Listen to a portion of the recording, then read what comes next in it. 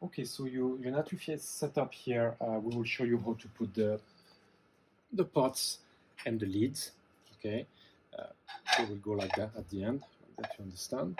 So always, when you start to install them, you start from the back. Okay, so you slide out, and that's where the tube starts, and you have the holes right here. Okay, so we will fit that, and after you will clip them into that. So I put it inside and then down. Here I will redo it to make sure. Take it, put it here. Okay, and that you make sure from this side that the little piece here is sticking out. Okay, and that's mean your piece is stable. Okay, then you can take the lid, take the tubes, you put it inside, and your lid is set.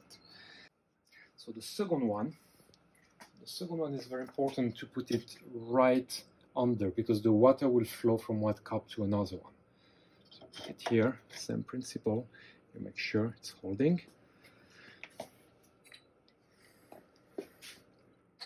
And then the cup goes there. So the next one will go here, here, and it will turn all the way.